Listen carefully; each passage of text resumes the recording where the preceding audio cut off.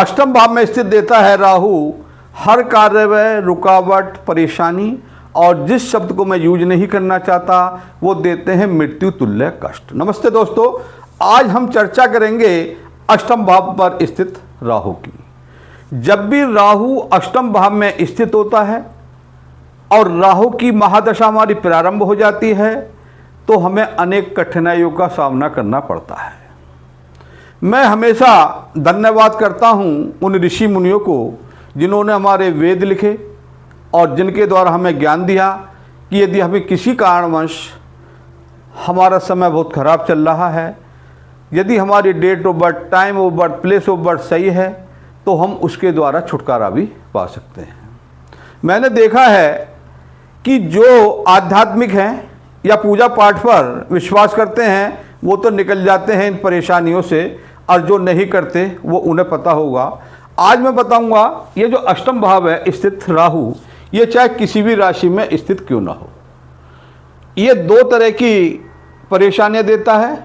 यदि किसी कारण जातक का व्यापार चल रहा है तो व्यापार में करवाते हैं ब्लैक मैजिक। बहुत से कहते हैं ब्लैक मैजिक क्या होते हैं?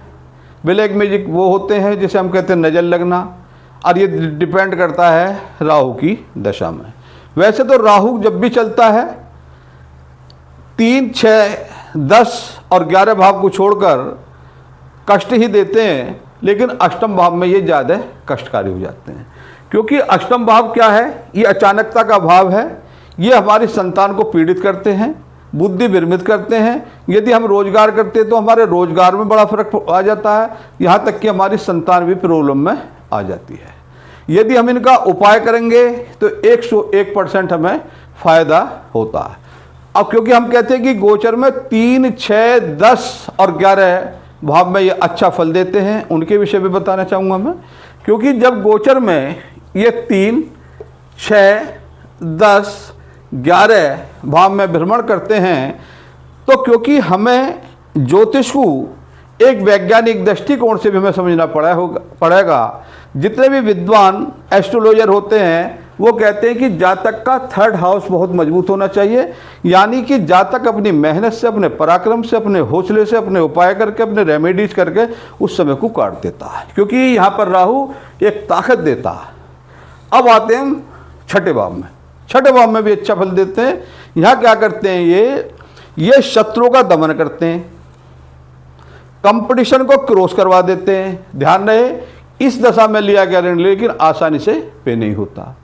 यदि गोचर में ये शत्रुओं का नाश करेंगे तो हमको रोग ऐसे भी दे जाएंगे जिन्हें कि हम डायग्नोज नहीं कर पाएंगे। अभी मैं आपको वीडियो एंड तक सुनना। राहु और केतु की विशेष इनकी मैं जो ये हमें फल देते हैं उनके विषय बताऊंगा। अब जब ये 10th हाउस में आते हैं, ये देते मान, सम्मान, उच्च पद, हमें धनवान बना देते हैं। जब आते हैं एकादश भाव में, क्योंकि एस्ट्रोलॉजर कहते हैं एकादश भाव में जितने भी ग्रह होंगे, चाहे कोई हो, केतु हो, शुक्र हो, यानी कि 9 के 9 ग्रहों में से कोई होगा, यहाँ जातक को धनवान अधिक बनाते हैं। लेकिन ऋषि मुनि क्या कहते हैं? क्योंकि आज का जो जमाना चल रहा है वो हम सबसे ज़्यादा ध्यान देते हैं धन पर, लेकिन हमारे ऋषि मुनि वो कहते हैं कि धन तो अच्छी चीज़ है, सेकेंडरी है, लेकिन जातक का हेल्थ भी अच्छा होना चाहिए। क्योंकि ये षष्ठम भाव है तो यहाँ छोटे मोटे एक्सीडेंट, रोग, कलेश का भी भय बना रहता है। इसलिए एस्ट्रोलॉजर ने एक साधन बना दिया है, एक फलित बना दिया है कि एकादश भाव में स्थित हर ग्रह धन के लिए शुभ होता है, लेकिन रोग के लिए शुभ नहीं होता। इसी तरह से जब हम राहु एकादश भाव से गुजरते हैं तो यदि हम राहु का विशेष उपाय करते हैं, इसके 2 उपाय होते हैं विशेष, जो कि मेरी आप वीडियो में भी देख सकते हैं। एक नारियल वाला, एक बहते पानी वाला। उसे तो यदि आप 3 बार कर लेंगे तो हमारा मूल ग्रंथ कहता है कि राहु प्रसन्न हो जाएंगे। राहु और केतु में क्योंकि एक ही बॉडी के 2 पार्ट्स हैं, इनमें एक खासियत और है।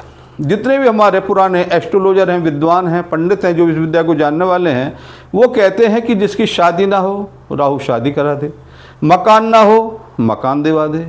मतलब जो विषय है वो पूरी कर देते हैं, कब? जब इनका विशेष उपाय किया जाता। और हमेशा एक चीज़ का ध्यान रखना चाहिए, जैसे कि अष्टमस्थ स्थित राहु है, मैं हर ग्रह के विषय में बता रहा हूँ मैं आपको, क्योंकि इस विद्या के जन्मकर्ता ऋषि पाराशर जी हैं, जिन्हें भगवान पाराशर जी भी कहते हैं।